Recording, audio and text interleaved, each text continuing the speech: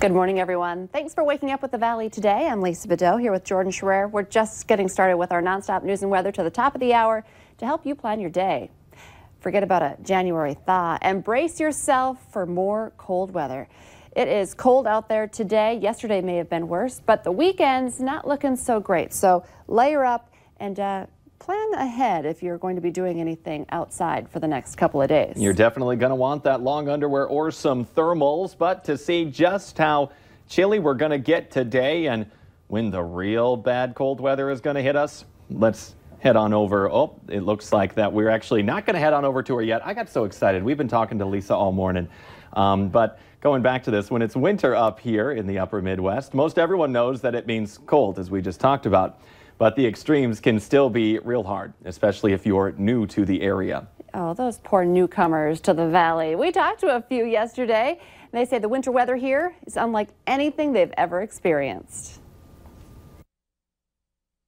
I'm used to Lake Michigan, cold, but this right here this is something different. Like, I can't even explain how cold it is. It's overrated how cold it is up here around, Fargo and Moorhead. The day I got here, it was minus 29, and I just want to take a photo of something in Lindenwood Park, and my phone just died.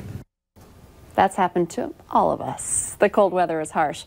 Well, here's some advice for those of us who have been here a while. If you're venturing outdoors, layer up and always dress for the conditions. And now we can finally get to the person that I've wanted to talk to since we've been on air today. Let's head on over to Lisa Green to get the expert advice on what we should expect here. I'm not sure you're going to be happy about hearing from me after we get done with this forecast. It is going to be pretty frigid coming up. Today, not so bad in comparison. It's cold out there. Temperatures will reach about 10 degrees for your high this afternoon. Mostly cloudy skies, so not as bright and sunny as yesterday. And we may have a few flurries out there too. In fact, this morning, some light snow with that wind, northerly and picking up as we head into tonight. Not too strong, but it'll be enough to cause some issues. So here's a look at our temperatures right now. It's definitely coldest to the east. We're at 11 below in Bemidji, 10 below in Park Rapids. Fargo still below 0 by 1 degree, and it's 2 above in Grand Forks, 8 over in Jamestown. Calm reports for the valley here as far as wind is concerned, so not much of a wind chill factor to start the day. The way we end the day will be a little bit different. We're going to be talking about wind chills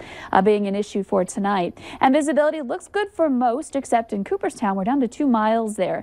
And there are some areas where we do have some light flurry activity, some light snow. In the North Dakota DOT reporting some snow on the roads up in northeastern North Dakota. So be careful on that morning drive. Minnesota, you might be seeing some of this too. And expanding the view, you can see it's not super impressive looking, but there is a little bit of light snow out there here in the valley. Here's a look at that afternoon planner. So today, warming a little bit more in the south than up north, and that's going to be the case over the next couple of days. We'll see some temperatures in the northern valley into the single digits above, and then in the southern valley, those of us closer to South Dakota or over the border, more into the teens there, with some clearing happening as we head into the afternoon, so we may get to see a little sun before it sets. However, then the temperatures really drop as that next round of Arctic air moves in, and we're talking some teens below 0 in the mornings through the weekend, even some 20s below up north, I think, and high temperatures that are into the single digits below 0 Friday, Saturday, and potentially into Sunday as well, though we'll start that climbing trend out of those frigid temperatures as we head toward the week next week. For MLK Day, we're looking at temperatures into the teens for highs and a chance for some snow. That'll be our best bet for snow coming up over the next 7 days. So bundle up, everybody, today. Not so bad, but this weekend is looking pretty tough. Let's check in with Al. Things are looking pretty good out here this morning, Lisa, on Metro Interstate. Look, we're on Interstate 94 right now, westbound, just approaching Cheyenne Street. A lot of traffic out here this morning.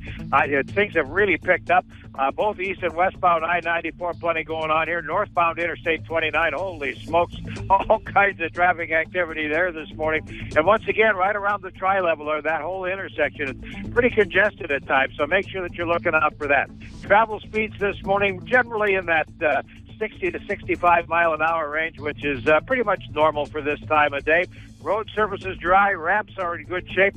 Streets in and around town for the most part are in pretty good shape as well. Make sure you are driving extra carefully today.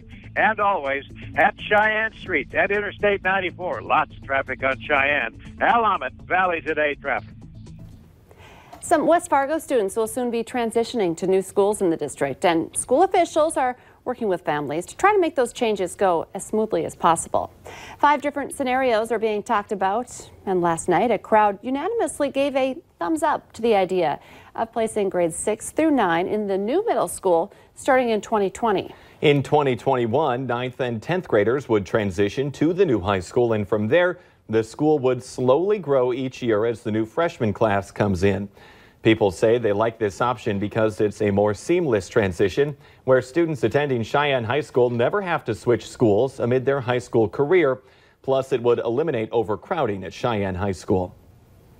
Some Concordia College students are wondering why they didn't get a security alert about a man with a gun on the loose in the area near their campus. Police were looking for a man who stole a car and a loaded gun Tuesday night and was on foot near the 900 block of 18th Street South.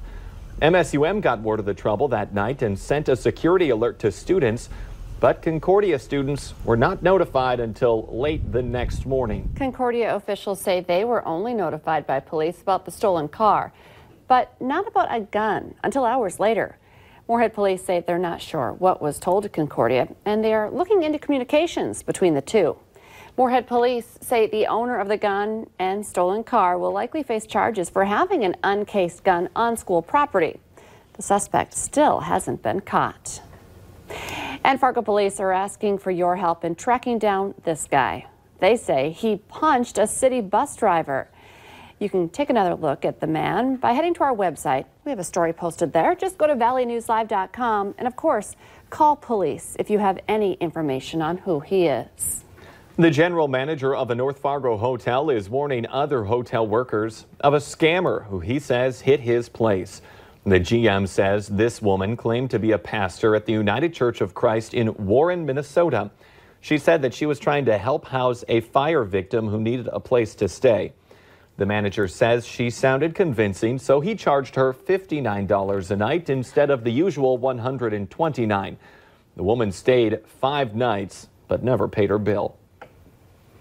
President Trump is nominating a former Grand Forks County prosecutor as the next federal judge in North Dakota. Peter Welty would fill the vacancy left by former U.S. District Court Judge Ralph Erickson, who was confirmed last year to serve on the 8th U.S. Circuit Court of Appeals. His nomination has to be confirmed by the Senate. Gate City Bank is among several businesses now lending a helping hand during the government shutdown.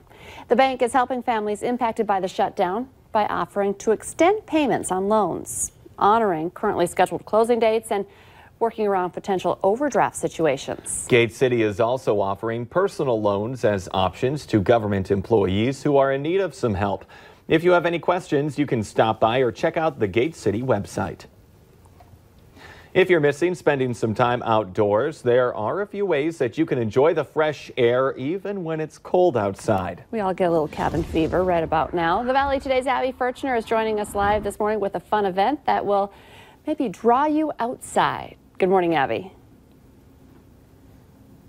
Good morning, guys. I'm here at Wild Terrace Cider, where they're teaming up with Nature of the North to teach us all about how to enjoy that outdoor winter weather. And who says camping is just for the summers, right, John? That's what I'm saying. I love winter camping.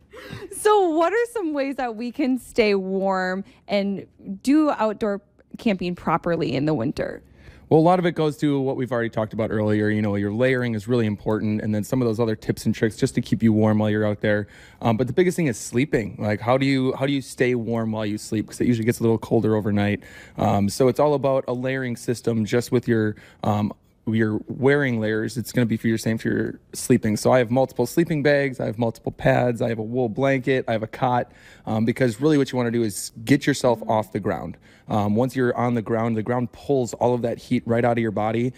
So you really want to keep a nice barrier right there. And I know I asked you this earlier about when you're outside, just in general, is there a certain degree that you shouldn't be outside anymore? Do you think you can really sleep outside in the winter too, no matter what temperature it is? I mean, absolutely. Last year I slept in a hammock at -20, so it's definitely possible. But you got to make sure that you know, once again, you got to know what you're dealing with. You got to know what layers you have. You have to know that they function well, that the zipper's not going to blow out on you, because if that happens, you're going to lose all of your heat and it's going to be a problem. So it's really, what do you have the equipment for? What do you have in your soul to be able to handle? But yeah, everything's possible for sure. But below 0, definitely be careful. But you can really enjoy this winter weather if you do it the right way, and it can make you a little bit more adventurous. It builds character. Fargo, North Dakota, tough. But but we'll have all of the information of tonight's event here at Wild Terrace Cider up online at valleynewslive.com. Thank you, Abby. Let's get our answer now to our question of the morning on Facebook. There will be about 650 million of these given away for free this year. Well, the answer is Olive Garden breadsticks, and I think I ate about half of those myself. Those things are delicious. But remember, you can play along every day. Just head to our Facebook page. And Lisa, what are we looking at for our weather today? Well, you might want to have some to stay warm. Those are nice and warm in their Yes. We do have some cold weather on the way. Today is going to be cold, of course. Temperatures up to about 10 degrees in Fargo. Some of us spending the day in the single digits. But it's tomorrow that we'll see the really intense cold take over for the weekend. So make sure you're bundling up here. We have a few snow showers out there, but mainly just a mostly cloudy day today. The Today Show and CBS This Morning are just about to start. But remember, the Valley Today rolls on. Join us right now.